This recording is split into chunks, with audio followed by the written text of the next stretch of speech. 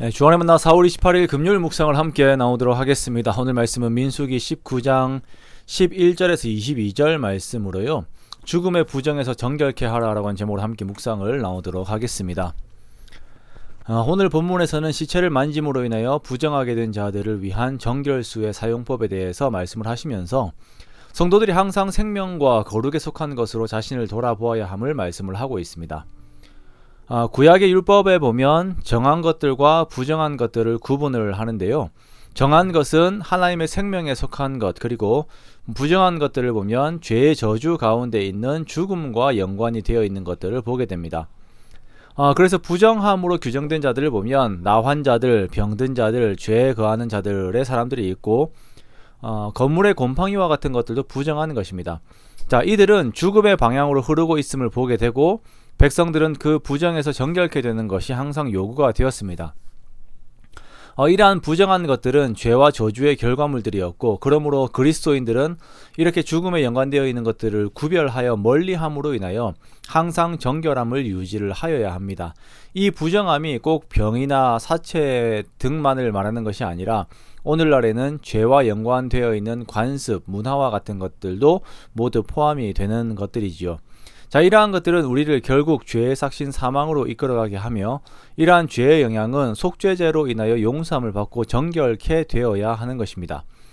어제 우리가 보았던 암송아지의 죄로 만들어진 정결케 하는 물이 바로 이러한 용도로 사용이 된 것이며, 그 구체적인 용도로 사람의 시체를 만진 자가 어떻게 정결의식을 가져야 하는지를 말씀을 하고 있습니다. 먼저 시체를 만진 자는 7일 동안 부정하게 됩니다. 이 사람은 셋째 날과 일곱째 날에 잿물로 자신을 정결하게 해야 합니다. 이러한 정결의식을 가지지 않으면 그냥 이 사람은 그대로 부정하게 되고, 이러한 부정함은 자신뿐 아니라 여호와의 장막을 함께 더럽히는 결과를 가지고 오게 되므로 이 사람은 이스라엘 중에서 끊어져야 합니다. 그러므로 누군가 시체를 만지게 되었으면 그 사람은 정직하게 자신을 정결케 해야 합니다. 우리는 개인적으로 지은 죄에 대해서 나만 알고 사람들은 모르면 괜찮다라고 생각하는 경향들이 있습니다. 교회 안에서도 알려지지만 않으면 괜찮다라고 생각을 하지요. 그러나 우리는 예수 그리스도의 몸으로 하나가 되어 있기에 나 자신의 죄는 전체를 더럽히는 결과를 가지고 옵니다. 마치 아간의 범죄가 이스라엘 전체의 죄로 인식이 된 것과 마찬가지입니다. 그러므로 우리는 개인적으로 짓는 죄에 대한 경각심을 가지되 공동체 전체의 정결에 대한 책임이 각 개인들에게 있음을 기억하고 정결함에 더욱 힘을 써야 할 것입니다. 자, 다시 본문으로 돌아가서 17절 이하에서는 부정한 자를 위한 정결 의식을 말씀을 하시는데요.